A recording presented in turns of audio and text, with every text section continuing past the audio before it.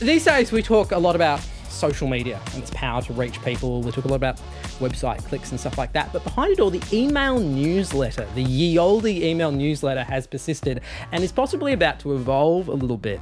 Lena Dunham, the creator of the TV show Girls, has set up a new email newsletter called Lenny Letter, which is a mixture of popular culture and politics directed at young women. And the content in it you won't easily find on the internet. You actually have to sign up for the email newsletter. So are email newsletters making a comeback? Let's find out. Our single panelist this week is a digital creative at the advertising agency Leo Burnett. Jono Seidler, is it just me or did the email newsletter lose some of its primacy, or has it always been here? I'm a bit biased on the subject because I send one every week. That's why you're here. Not going to name drop as to what it's called. You can look it up. It's attached to my name. But it's interesting because I send on a platform called Tiny Letter, which is an offshoot of MailChimp. And I'm pretty sure that's what Lenny Letter was inspired by as well. I still subscribe to a bunch of newsletters, and I know a lot of people who do, because I think it's kind of like the fast food, slow food movement, in that there are some people who like to just go out and grab stuff, and there are some people who like to really savor what they eat. Similarly, there are some people who like to grab their news and be up to date and look at their news feed and see what's trending. And there are some people who want to go home and say, what is that one piece or two pieces that I just want to read actually as a form of leisure, which is what reading is actually designed to be for a lot of people. So I think that's what she's going for here. When does it work? What are the sorts of lessons you've picked up over the years?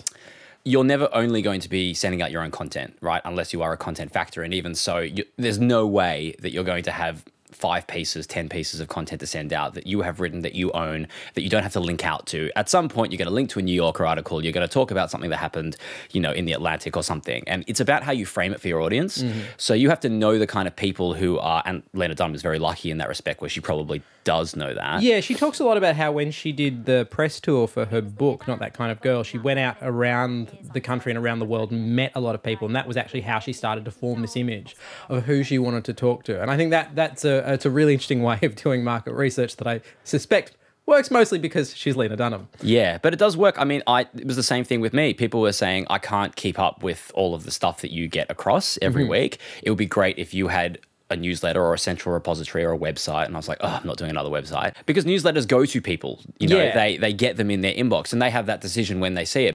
Some people just never think to go to websites anymore. You know, a lot of people don't. Even if you are a brand that have like amazing cut through, like, you know, Huffington Post or BuzzFeed, it can still be quite easy to get lost. And I think one of the advantages of something like this is that home delivery factor as well. People have chosen to sign up. Curation is important. And an interesting example is Monocle, which is a magazine out of the UK, who refuse to do anything online, right?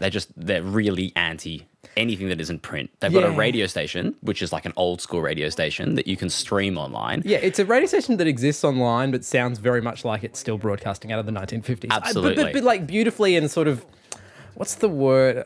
Sepia is the word. Monocle, what's interesting about them is they have just launched a newsletter, which comes out, I'm pretty sure, every day. And again, it's a really highly curated selection of stories that will appeal to their audience, but mostly refers back to the Monocle website. It's all about three-piece suits and international politics. You know, which brogues go with this Japanese towel, whatever it is. There is an element of community control in an email newsletter that's different to sort of comments on a website as well. Do you think you lose the sense of community around a public-facing website when you are working in the email newsletter, or does it simply not matter?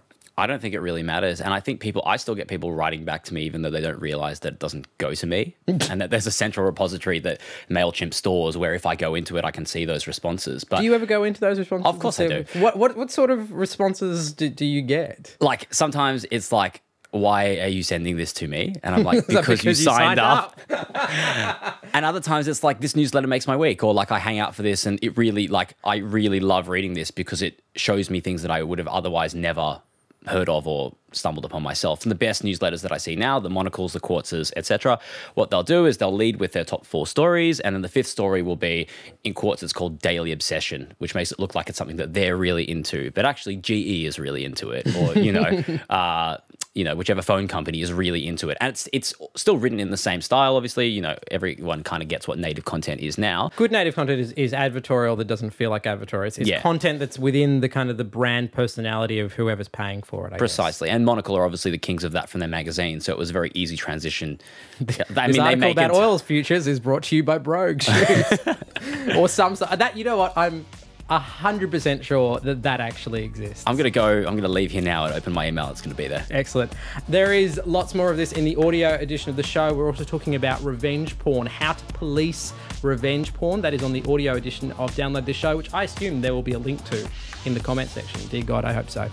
If you haven't already done so, definitely subscribe to RN. There's a button around me somewhere. I'm gonna say the button is there. Click on that. Bye.